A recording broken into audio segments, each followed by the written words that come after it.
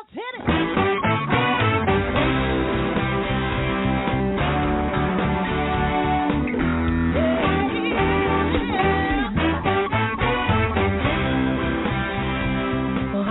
And welcome to Alzheimer Speaks Radio. I'm your host, Laura LeBay, and I'm so excited that you're joining us today. We are going to have a fascinating conversation as usual as we learn from people all around the world at all ages and stages of life. Stay tuned as we shift our dementia care from crisis to comfort. All right, here we go. What you think about, you will bring about.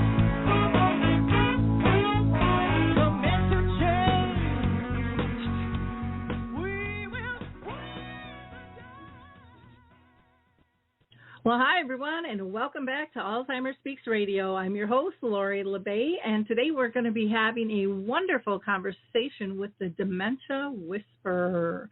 And we are live, so you can call in and join the conversation or ask questions at 323-870-4602. That is 323-870-4602.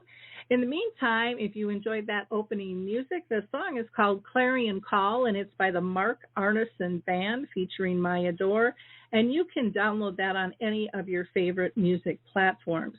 For those of you that are new, Alzheimer Speaks is about sound information, not just sound bites, and our goal is to raise all voices, big and small, all around the world, from those diagnosed to those who care and serve them, researchers, advocates, and so much more. Now, before I introduce you to our guest, I always like to give a few shout-outs. So first and foremost, I have to shout out to Dementia Map. If you haven't visited our new site, please check it out. There you will find 150 different categories that you can search. There is an events calendar which has many free events that you can participate in. Most are virtual these days, as well as some fee. So check that out. There's also a blog, a glossary, lots and lots of great information to help you engage and just learn about dementia. On there, you'll find things like the Memory Cafe directory that has over 1,000 memory cafes in all kinds of locations throughout the U.S. and the world. So please check that out. They also break down what is virtual and what is live and in person. You'll learn about Choral Health, who is still allowing people to download 2 of their music apps free, Music First and Choral Faith. You will be able to find out, there's so many cool things like Saltbox TV and Zinnia TV. The list just kind of goes on and on and on. I also want to give a shout out to Brookdale Senior Living of North Oaks here in Minnesota on the last Wednesday of each month from 10 to 11 Central Time. We meet at the Shoreview Community Center, and we just have a caregiver support group. Also, Arthur's Memory Cafe. We still meet virtually, and anybody around the world is welcome to join us. That's on the second and fourth Wednesday at 1 o'clock, and that is a virtual meeting. Just reach out to me, and I can get you the link for that. Upcoming on, September 15th, Maple Hills Senior Living and Moments Hospice is sponsoring an event from 8 to 9 a.m. That's at Maple Hills Senior Living. And we're going to be talking about dementia around the world, perspectives, stigmas, services, and movements. So feel free to join us on that. And this is fairly new. I just learned about this a few months ago, so I've been doing a lot of shout-outs on it, but I think it's important. It's the Brain Donor Project. This is, where you can donate your brain, and it's free to do, which is nice because many times it costs you about $1,000 to arrange that, and they need both healthy and diseased brains for their studies. So please contemplate participating in that. Last, I am going to shout out to the conference Together for Dementia 2021, which will be November 2nd. This is going to be a virtual conference that is coordinated by the Dementia Research Charity Brace. And you can find information on alzheimerspeaks.com regarding that. We're going to hear from the Footbar Walker, and we'll be right back with our guest. Introducing the life-changing Footbar Walker. I'm Peggy from Danville, Kentucky, and I'm 91 years old. The Footbar Walker revolutionized my care of George. The saving that I made from having to put him in a nursing home came to about $192,000. The Footbar Walker opens and closes just like a standard walker. The only thing that is different is the top bar and the foot bar. Does that ever make a difference? Does someone you love use a walker? Do they struggle to get up from a seated position? Are you a caregiver dealing with physical pain and stress as you help your patient? The Footbar Walker was designed to assist not only the patient, but also the caregiver. Patients have more control standing up, and no lifting from the caregiver is required. See how it works at thefootbarwalker.com. That's thefootbarwalker.com. Peggy, would you recommend the Footbar Walker? Do I ever? I would not be in the health that I'm in today at this age had it not been for the Footbar Walker. Well, welcome back, everyone. I am going to finally introduce you to our guest today. We are so thrilled to have Laura Wayman back with us. She is known as the Dementia Whisperer, and she's been on our show before. She is a world-renowned dementia care expert and consultant, along with best-selling author of the book, A Loving Approach to Dementia Care, which is now in its 3rd edition. And that was published by Johns Hopkins University. So welcome, Laura. I'm thrilled you can be back with us. Thank you, Lori. I hope I didn't lose you. I am here in Arizona and so pleased to be on your show talking with you about the wonderful things that you do, the people that you work with, the people that you support.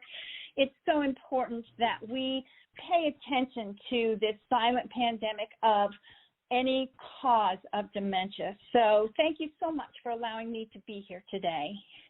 Well, I'm thrilled to have you back with us. Why don't we start out first with, what is your definition of dementia? Because I still, every time I go out in public, people go, what's the difference between Alzheimer's and dementia?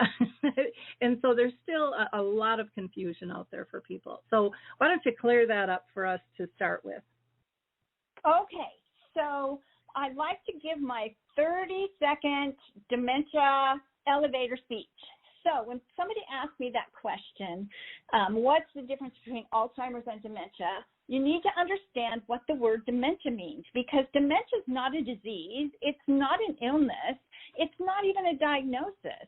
The word dementia is a list of symptoms, and if you really think about how a symptom appears, there has to be a cause for a symptom. So if you have the symptom of a cough, then the cause possibly could be that you have a cold, that you have a dry throat, that you have allergies. Something's causing you to have the symptom of a cough. So when someone has the symptoms of dementia, that means that something is in their brain, a cause, and it could be an illness, could be a disease, could be a trauma, could be a stroke, and it's causing you to lose normal brain function. Most of the time, that brain function is our learned brain function, and over time, we lose more and more of that if we have one of these causes, and we are presenting to the world these dementia symptoms. And so it could be many different, thousands of different dementia symptoms. A lot of people confuse dementia with just memory loss. And it's not about memory loss. It's about the inability for your brain to function and process the memories, because you've lost the ability to do that if you have one of these causes. Now, the leading cause is the disease of Alzheimer's. And yet there's over 100 different causes of loss of brain function and dementia symptoms. There indeed is Alzheimer's, but there's Parkinson's. You could have a stroke and lose this brain function and present that to the world in these different dementia symptoms. Wonderful. That is really helpful. And then people have dementia symptoms, too, that can be curable. like dehydration or vitamin deficiencies. And, there's such a big realm out there. I will just add that on top of Alzheimer's, most common probably people talk about are Lewy body, frontotemporal, and vascular dementia as well. But again, those are just, that's just a handful out of over 100. And I've had a hard time. I don't know if you've ever gotten a for sure number, but I've heard numbers all over the board depending on who you talk to, because then there's mixed dementias for lucky souls to have more than one type of dementia as well. Have you heard of a solid number? I just say over 100 plus because there is so many, and we're discovering different causes as we learn more and more about the brain, and seeing different causes such as in different environmental causes, different toxins, different things that could be coming from the environment, different stresses on the brain could cause brain function loss. So there's all these different things that we're still learning. I like we were talking earlier, Lori, I learn something new every day. And, of course, out in the world, in the scientific world, in the medical world, they're continuing to learn as well. So we just are having to run to keep up. Exactly. And I love that you mentioned toxins and stressors. Medications could be another one that can onset some of these symptoms as well. So as the saying goes, when you've met one person with dementia, you've met one, but I like to take it even broader than that and say when you've met one care partner, you've met one too, because everything is constantly changing in terms of how we interact and how we react to different situations. Now, one of the common questions people ask is, how do I stop my loved one, or maybe you're a professional caring for a resident or a patient who's exhibiting, challenging behaviors? And I hate that word behaviors, but that's what everyone says. So, maybe it's wandering, maybe it's just being really resistant to cares, refusal to bathe or eat, medications, or just inappropriate displays out in public. I know can really kind of push people over the edge. How should people react when someone with dementia is having something that doesn't quite fit into the box? Well, first of all, we need to understand that dementia often is permanent and progressive loss. And I know I don't like the word behaviors either. I'm right there with you. But the dementia symptoms that we're talking about could be wandering, could be a symptom of being resistant to even accepting care. That is actually a dementia symptom. And so a lot of times what I hear from family members is they're waiting for that person to have memory loss. And memory loss could be way down the road where they could be having these actual physical symptoms such as falling, loss of the brain function of balance and coordination. That is a typical dementia symptom that we see often long before we see the memory loss. So understanding that first, that these symptoms such as wandering, these challenges, refusal to bathe or shower, refusing medical treatment, that is happening because they have this neurological damage, this cognitive loss of how to process all of this information, so they resist it. And that in itself are so many challenges. And how do we handle that? Because the loss is permanent, we can't give it back to them. We can't reteach them how to process this information. So they will continue to exhibit these challenges, these dementia symptoms. And like you said, people call this behaviors, but it's really them exhibiting this loss in the way that they are trying to process and cope with and manage what's happening to them. And so we can't give it back to them, so therefore we can't stop it from happening. What we have to do is we have to learn to manage it. And the way that we manage it is have strategies and communication and care approaches that get into their world, allow them to exhibit these dementia symptoms instead of trying to stop it, fix it, or change it, and yet still manage it to keep them safe and feeling loved and secure. I love what I saw, what I recently posted is you can't stop the waves, so you have to learn to surf. So that's what becoming dementia aware is. We can't stop this loss. We can't stop these dementia symptoms from happening, and everybody's different. They have different symptoms because they have different loss. So we have to get into their world and allow and accept and then learn to better manage it for them. You know, it's interesting because people do get really frustrated. And like you said, memory loss is just a portion of this. And so often I see people trying to logic with somebody, and that process isn't always there. And so what's logical to you and I isn't necessarily to a person with dementia. They're not connecting the dots in the same way. When it comes to the word behavior, it's kind of, to me, like caregiver. I don't like the word caregiver because I think it sets up loss and feeling alone. I like care partner, care companion. And with behaviors, I like to try to get people to think of it as reaction signals and clues. And I only wish that people would put on their little investigative hats for dementia as much as they will for murder mysteries, you know, where they just want to get to the bottom of it and they're trying to sort it out. Because really all of these, you know, reaction signals, clues, behaviors, whatever you want to call them, is the person telling us something's off. And this is how I perceive it, and I need your help to kind of get me calm. And to help me find a resolve with that. And I know for myself, I struggled with that a long time. And Teepa Snow back in the day helped me with my own mom, who was really struggling taking a shower. And she kind of put this beam of light on looking at things different. And I thought I had, but she made me go deeper. And with my mom, I said, you know, she always liked the water. She didn't mind, you know, doing her grooming. That was never an issue.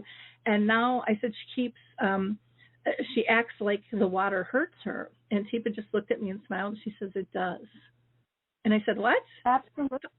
And she said, well, you know, as we age, we lose our fat pads. And I'm like, well, my mom's a big woman. She says, it has nothing to do with how heavy somebody is. The nerves get closer to the skin, the water pressure hurts, and it's scary because it just comes on. And that was really the door opening for me to really, really, truly help me look at things differently and not look at it like, oh, she's just being obstinate. Or what a lot of families say is, they're just doing this to push my buttons, you know, and it has nothing to do with us at all. It has to do with their comfort level. And it's learning how to process that information that we receive on a regular basis that under normal circumstances we've learned to process on autopilot. I went to because I read and voraciously, and I just trying to understand this more and more. I went to a very interesting seminar when I was a board member, a wonderful organization called The Touch of Understanding. And I wanted to hear from someone who had a severe spinal injury how their brain was processing this information, that they no longer had the same what we would call normal messaging anymore because of this injury.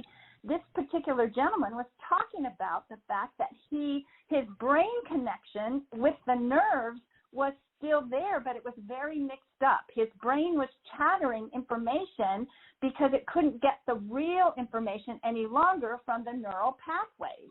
And so he showed us that his nerves sent very different messages when he took a glass of cold water and poured it on his legs that were paralyzed, did not have that connection anymore. And he said it felt to him, you could see that he was in pain, it felt to him like it was very hot water because his brain could not really imagine what was really happening. And so he was in pain with the cold water, feeling like it was hot. So I began to understand that when someone has dementia, this loss of brain function, they also have the loss of ability to process in a normal way. And so therefore, when that hot water hits them, that warm water, that cold water, their brain is getting a different message. That's why it's almost painful to them, because their nerves are no longer receiving a normal pathway of messages. So, yes, Tipo is absolutely right in saying it is painful. I have seen this be so painful. No matter how many times we ask them, is this the right temperature, we're asking them to process information that they no longer have that ability neurologically or cognitively to process. It's gone. What they've learned over their lifetime of how to process this information is completely gone.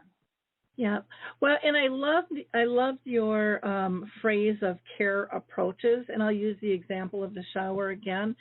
So for me, it was learning that not only did the water pressure hurt and we needed to change to rain shower heads because that was lighter, but instead of starting from the top down, starting from the feet below, having them comfortable seeing what's going on takes a lot of the scariness out, because they can, startle real easily.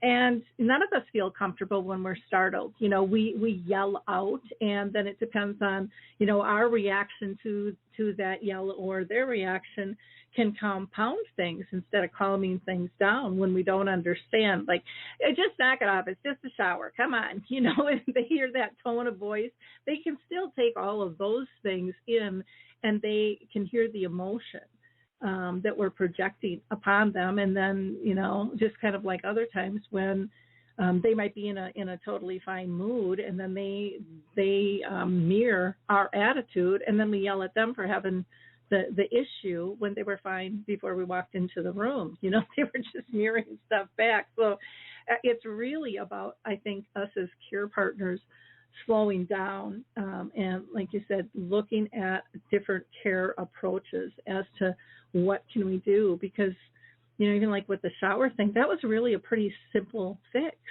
but it wasn't the routine that was normal.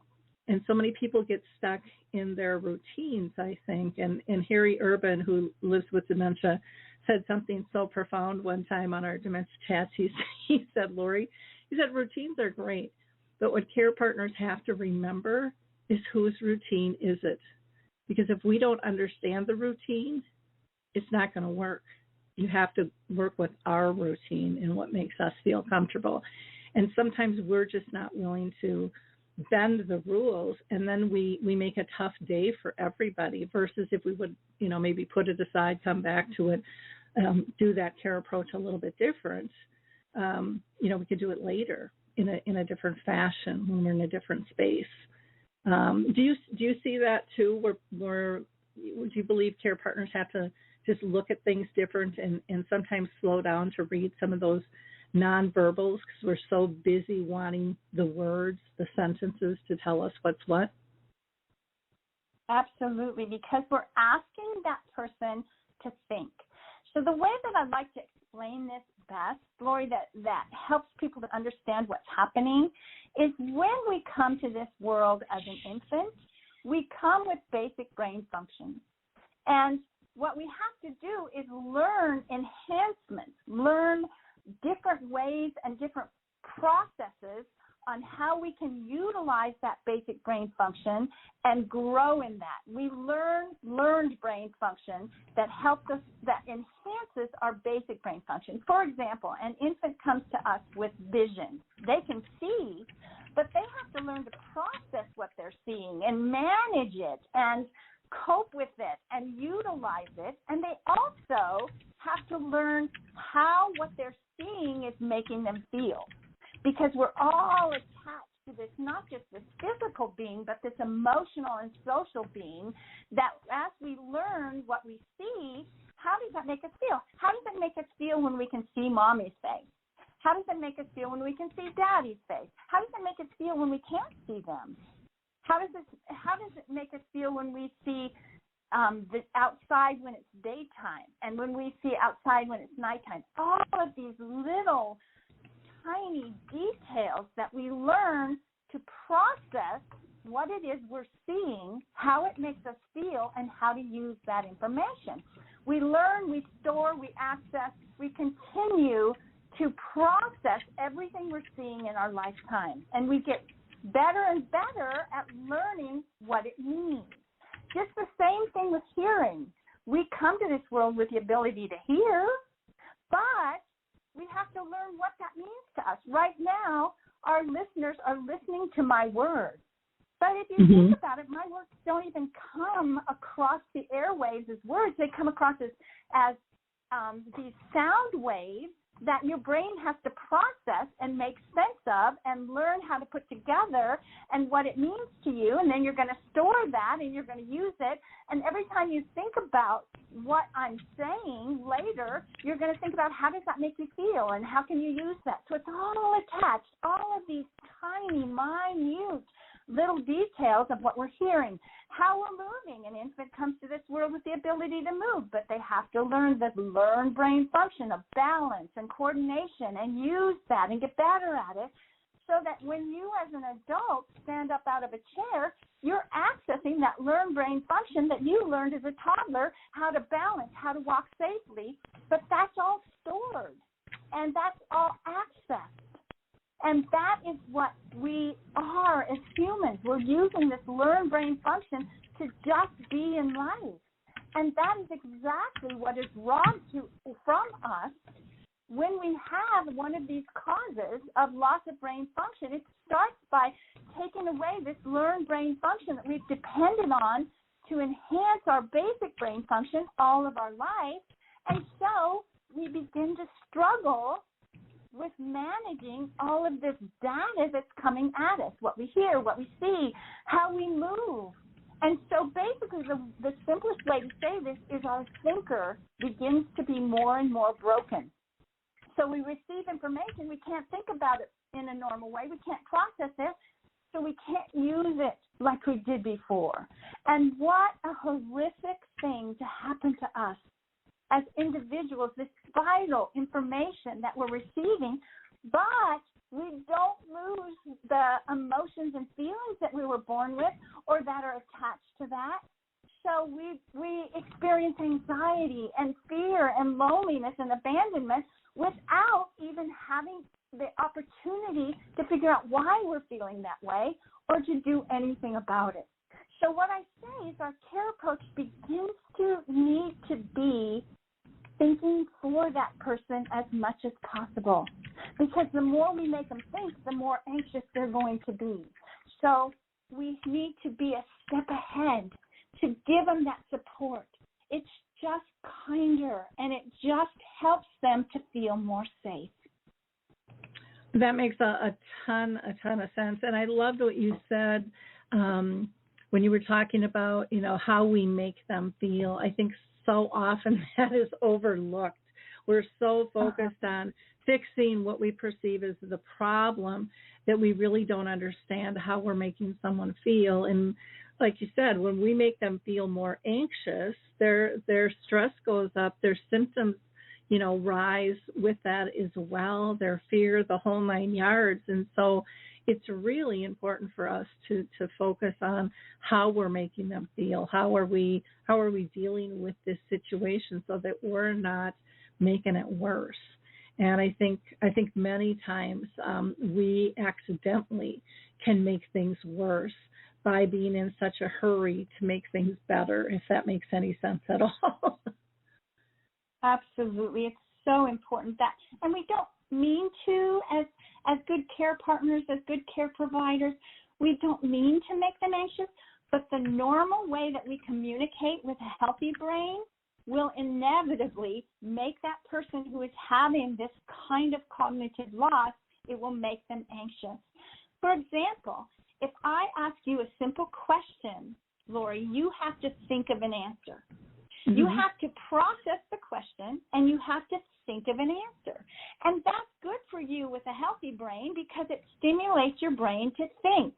And so it works really well when you and I are having a conversation. If I ask you a question, your brain automatically kicks into this mode of thinking of how to respond properly.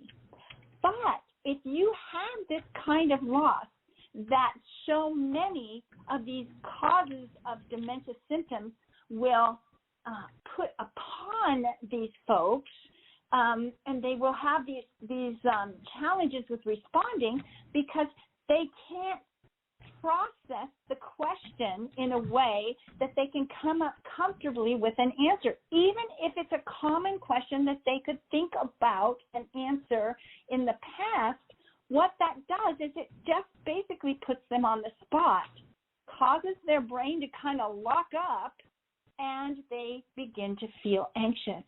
So when we turn our questions positive, what I call positive action statements, we will get a much better care outcome, much more positive, when we start to practice this for them.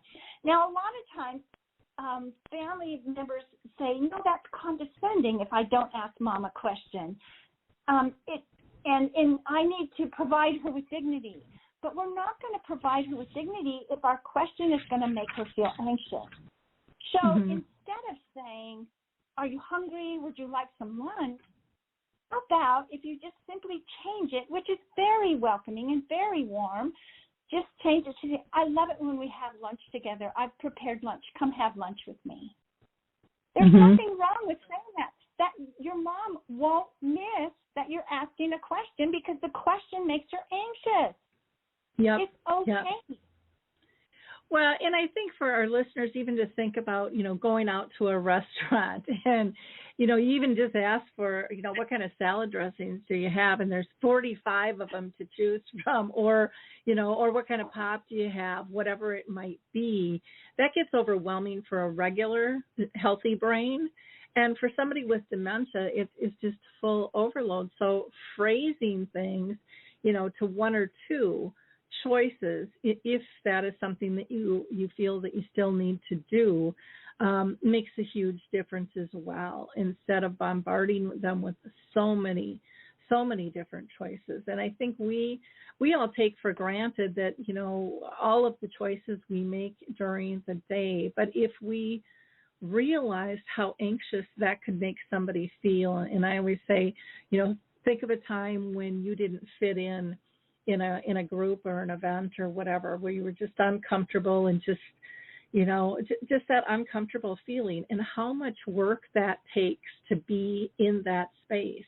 And a lot of times that's the space they're in 24/7 when we're not adapting and helping them feel comfortable and confident and purposeful and, part of.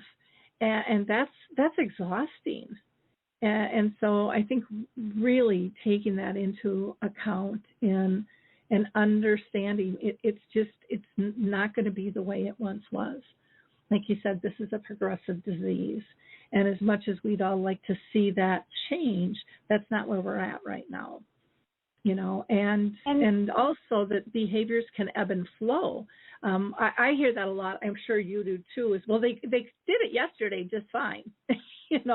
What do you say? What do you say to someone who says that? Have you ever been in a situation where your brain is just tired and you don't want to have to think?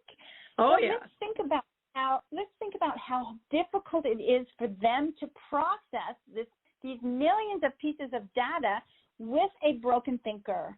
And then, they might wake up in the morning and their thinkers had a little bit of rest. They've been sleeping, and our brain does this wonderful cleansing when we're sleeping. And so they wake up and they're able to think a little bit better, but then later in the day, and we see this with sundowning all the time, this more challenges in the afternoon and evening for folks who have these kinds of cognitive loss, where their brain just is tired and it's stressed already with the disease process that's happening, with all of this data that they're constantly having to access, how to process it.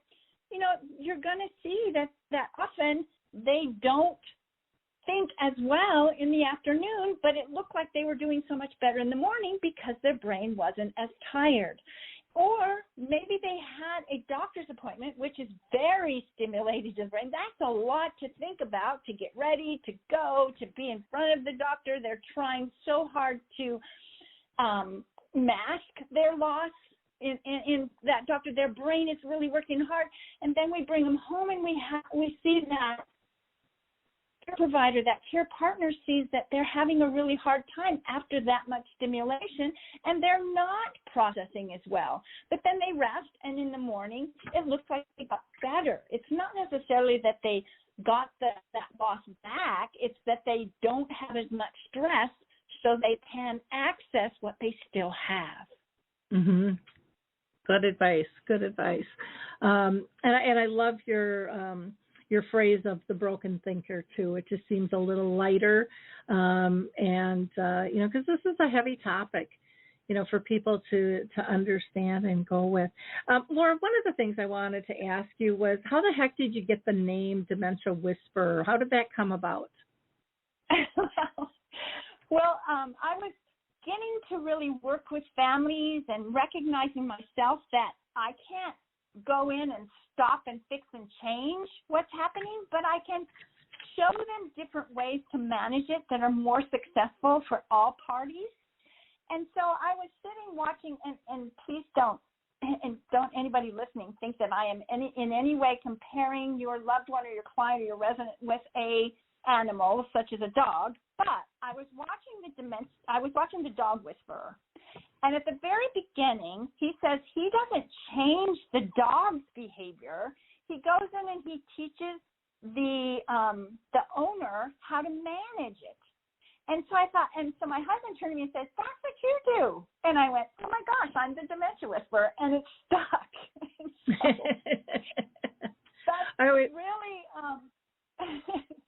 it's kind of a humorous thing, and I'm not thinking that I'm in any way comparing myself to a dog trainer, but it was just the principle of knowing that all I can do is help that care provider. And I wish I had a magic pill. I wish I had a resource that I could send these folks to that would fix this. But until we have that, Lori, the only thing we can do is learn together how to be that dementia-aware safety net and provide them with more opportunities to feel loved and safe and comforted and supported and just really helping them along this journey, and giving them the kinds of rest stop and resources that they need all along the way. Okay, great. Thank you. Now, you have a book, you have programs and training. Why don't we talk about those a little bit? Let's talk first about your book, A Loving Approach to Dementia Care, which I love the title, making meaningful connections while caregiving. I think that's what most people want. And yet they feel short on patience, high on their to-do list, and just wonder how do I make that work? So what can people expect in that book? What can they expect to find? Change your perception of what dementia is, like we're talking about today. And it's also going to put you in a place of acceptance and better expectations of an outcome. Because we often, when I have family members come to me, they're saying what we're talking about to me. They're saying, "Can you stop Dad from blah, blah, blah?" And I always say, "No, I probably can't stop it, but I can help you manage it." And then I need to raise their dementia awareness. And that's what the book is so helpful with, is that it really changes your perception. It gives you real life lessons that I've learned about what works and what doesn't work, and gives you that realization that you're the only one that can that can make this difference in the relationship, and that you have to go along with them. You have to get in the boat of dementia with them, and that you can't row against the current, that you have to go with the flow. You have to be fluid and flexible, You have to join their feelings, and you learn a very different way of engagement and connection that is much more successful, that will provide you with relief. But I also want you to understand that I make it easier, but this is such a hard journey anyway. I don't take away all of that with you, but I also want you to know how important it is to take care of yourself, to really go into training, because this is a dementia care marathon, and to learn these different strategies and to make sure that all along the way you're taking care of yourself. Mm-hmm. That is wonderful, and I love that you mentioned being fluid and flexible, and I think spontaneity sometimes is overlooked and underappreciated. What a brilliance that can bring when we let go of control, and we don't have a whole lot of control over dementia. We can guide it and we can kind of massage it, but it has a mind of its own, and so learning to be fluid and flexible and spontaneous, I think, is extremely important. And for me, on my own journey with my mom, it was those moments that were really huge teaching moments to me, and each time I learned something new by following that path. It made it so much easier. I wasn't so scared to let go of this perceived control that I had. But I was shocked at what I learned in those moments, that I could reapply and that I could share with others on that. Now, one question I didn't ask you, now that I think about it, and I always ask everybody in the very beginning, is, have you been personally touched by dementia in your own family or circle of friends? Oh, absolutely. Let me tell you really quickly the story of Peggy. Many, many years ago, when Peggy was only 17, she was invited to attend her little local square dance. She walked into that square dance hall that night. Even though she was a very shy girl, she took one look at the square dance caller, a young man who happened to be calling that dance that night. She turned to her girlfriend and said, "Oh, my goodness, that man is so handsome, I'm going to marry that man." And she walked up and introduced herself. And she was talking with him and laughing with him. And before the end of that square dance that night, that young man, his name was Jack, asked Peggy out on their first date. And they dated over the next year, fell madly in love. And so on the very day that Peggy turned 18, they eloped. Now, they had a long, wonderful, magical life together. And they raised 5 healthy children of their own. But not only that, Peggy was a true caregiver at heart. She loved caring for babies and children. So she had also begun to invite foster children into her home, and many of the foster children that she helped to raise had severe physical challenges, but she would always figure out a way to take care of them. She raised over 20 foster children alongside of her own 5 healthy children, and as they became adults and began to leave the home, Jack and Peggy began to plan for their retirement. When that last adult child left the home, Jack and Peggy bought an RV and began to travel all over, because that had always been their dream. And they did that successfully, but unfortunately they were older, and so health issues began to raise their ugly head, especially the fact that Jack began to show signs of dementia. So Peggy had seen some of her friends caring for their family or their siblings or other neighbors that had some dementia symptoms, and so she knew it was a difficult road. So when his dementia symptoms really began to really show so much that she was beginning to be concerned, she made the decision to sell their little RV. They bought a little house in a small town next to some friends of theirs so that she could step back in the role of being that caregiver, this time for her beloved spouse.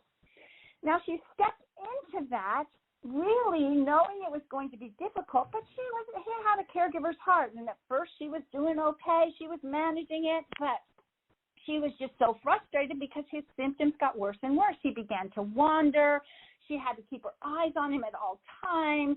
He was up and down at night. He wasn't sleeping, and sometimes he didn't even process that she was his beloved bride of so many years, and he would resist her care, become quite anxious, believing she was even a stranger in their own home. And she was beginning to be exhausted. She reached out to her family on the phone, began to talk about these challenges, and they said, why don't you get some help in there?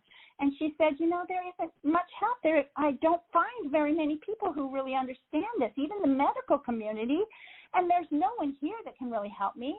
And so the family would offer to come help her, and she'd say, no, I'm a caregiver at heart. You live your life. I can deal with this.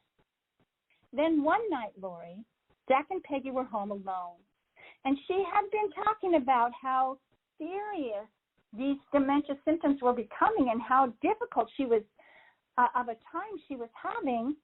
And this one night when they were home alone, as she sat down to have dinner with Jack, Peggy suffered a massive heart attack. Now, Jack's dementia was so far advanced, he didn't recognize that it was an emergency. In his confusion, he wandered outside and said something to a passing neighbor that was very confusing and disorienting. He said, Peggy's very tired. She's sleeping on the floor. So by the time help arrived, it was too late. Peggy was gone. Lori, Peggy was my mother. That's how I found out the impact of caring for someone, especially if you are a same-age spouse, has on that caregiver. 68% of the time, that caregiver gets sick and goes first, just like my mother. Yeah. Because this is so overwhelming. And because we have not provided that dementia-aware safety net in all of our communities that needs to be there. And so my mission is to raise dementia awareness, to provide that kind of help and support to every single caregiver that needs us. Yep. It's so true. My dad went before my mom as well. He ended up with cancer, but I think that is something that people just choose to ignore. It's like, well, that can't be because I have to be here because who else will do that? And I hear that over and over and over. And yet it is just a critical piece. And, by training our communities, our and our medical professionals, everyone thinks the medical professionals are trained, but they're not in terms of dementia. Organizations and businesses within our community, the first responders, the fire, the police, everybody needs this as well as our neighbors and friends. We have to turn the corner and make this a comfortable conversation because it affects us all on multiple levels in so many different fashions, and it can come knocking on our door any day because it has no borders, it has no boundaries, it doesn't care who you are, how much money you make or don't make, where you live, or how educated you are. That none of those things are going to protect you necessarily from this disease, and it's growing. I hear, the numbers thrown out, and people are shocked at how high they are. And I said, but what you have to understand is those are only the ones we know. Right. There are so many people that haven't gotten diagnosed because of the fear and the stigma. So I'm sorry. Go ahead, Laura. And I'm so sorry I cut you off, Lori. I get so excited when we're talking. It's also the fact that we don't understand what dementia is. I have so many family members that say to me, well, I was waiting for them to forget me. It doesn't have that much to do with the memory loss because 10 years earlier they will say, oh, yeah, 10 years ago I noticed that Dad really his balance was off. His gait had changed. He was always very coordinated, an athlete, but he started just tripping and falling. He started to be more clumsy. Well, that in itself is an early sign of this kind of loss, but it was ignored because people don't understand what dementia symptoms are and how they can present years and years before we ever see that what we call memory loss, which is really their inability to process information. Yeah. So it's just that raising that dementia awareness. I have some wonderful stories in the book about training first responders and how then they went and immediately responded so differently to a couple that were challenged with some cognitive loss, and that this couple didn't even recognize that it was indeed dementia symptoms, and how just that little bit of knowledge, spending 4 hours with first responders, gave them this different outlook so that they could manage the situation and help this couple immediately. Yep. Well, and for those first responders to have resources to be able to pass on. I know when we were doing training here in Roseville, they said one of the biggest problems they saw from, the police, the EMT, the fire, was they might figure it out, but then if they brought somebody to the hospital, the process started all over again. And there wasn't a good communication system between everybody. And so, that's something I think that really needs to change too. And, I love when you said it's not just about, I thought they'd forget me.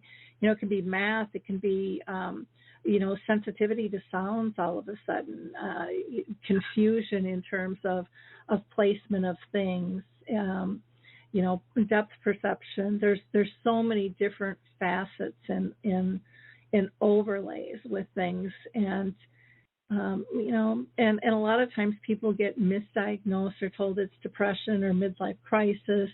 It's a hard thing to pick up on because even the doctors don't necessarily tell the families all what they should be looking for. And so, like you said, they're looking for, the basics of memory. And it's so much deeper than that with executive function and so forth. So, yeah, a lot of work. I mean, we've come a long ways in the last 5 years, but COVID's kind of pulled us back. And, we've got to get out there again. And I have noticed, I don't know if you've seen it where you are, but, a lot of the dementia-friendly communities have pulled back during COVID because so many of them are run by volunteers that are already in the healthcare industry. And because of shortage of staff and COVID restrictions, they haven't been able to volunteer and kind of carry on some of that work. And I know I hear from families all the time how much they miss that because they really liked being able to go to that source for education, for camaraderie, for resources. And, they're just not getting the response that they had prior to COVID. Are you seeing that in Arizona where you're at? I'm seeing that in Arizona and also in California, where we had made huge strides in the Bay Area of really dementia-aware communities and first responders, and in Northern California, where I've been working with first responders, because now they've been pulled off a course, which is necessary. I'm certainly not throwing them under the bus, but they've been pulled off for the wildfires. And so they have no time to think about being that support system in our communities right now. They're just so overwhelmed. And then, of course, the whole medical community has been so overwhelmed with COVID. And so we need to take care of these other things before we can even get back to a place where we can help provide that safety net that I'm talking about. And it starts with education, but we have to have time to give that education, to give that kind of support and change in perception. Exactly. And, I think that there are some ways that families can help cities in terms of having information prepared in case of a situation would arise. So, if someone's living with dementia in your household, you can call 911 non-emergency and register them within the 911 system, saying this is so-and-so, they're diagnosed with dementia, this is their nickname, here's their contact information, I'm their primary, caregiver, these are things that are of interest to them. When we leave the house and go for a walk, they usually take a right instead of a left, all those little things along with the description, height and weight and things like that can make a massive difference. And then having that information at home in case of a crisis as well. And I think there's just so many families that don't even know that that's available. I know I didn't when I first heard about it. I'm like, well, why aren't we letting people know about this? Because that's where your amazing work comes in, Lori, where providing the dementia map and providing resources that, just like you talked about, how often do you hear caregivers say, I didn't know what to do. I didn't know where to go.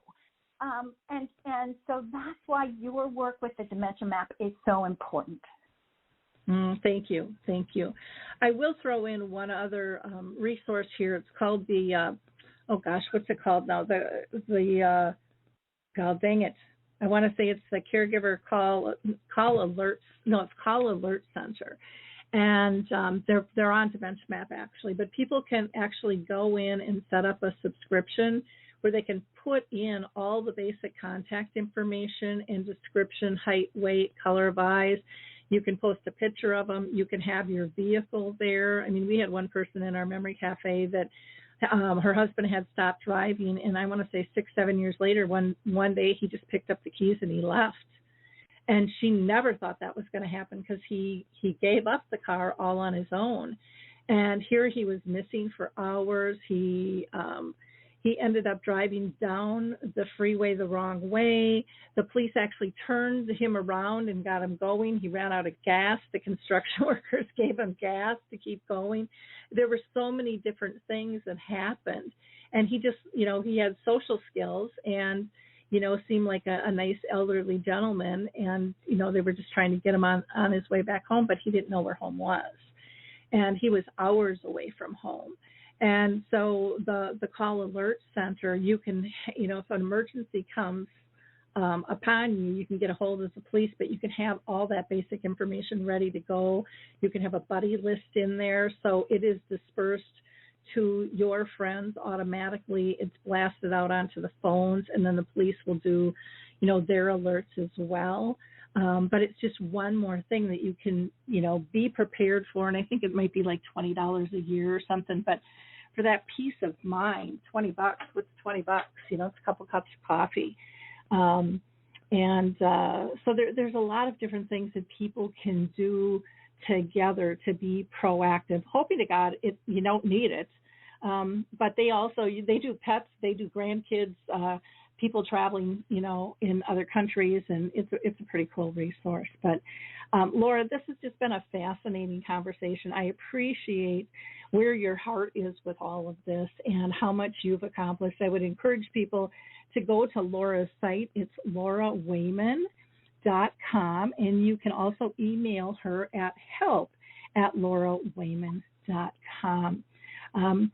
Please listen to our future shows. And again, you can always listen to our archive shows. We've been doing this since, 2011. So there's lots to listen and learn. And if you think you want to be a guest, just reach out to me at radio@alzheimerspeaks.com. Again, Laura, thank you so much for your time. Thank you. Have a great week. Bye now. Bye.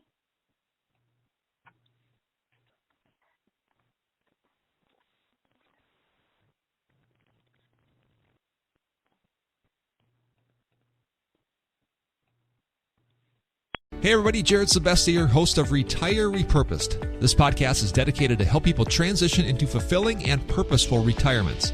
Retirement is a big life change. In fact, the two most dangerous years of a person's life are the year they were born and the year they retire. Few people can just flip the switch from working a career 30 or 40 plus years, retiring on Friday without methodical steps to living what we call a repurposed retirement.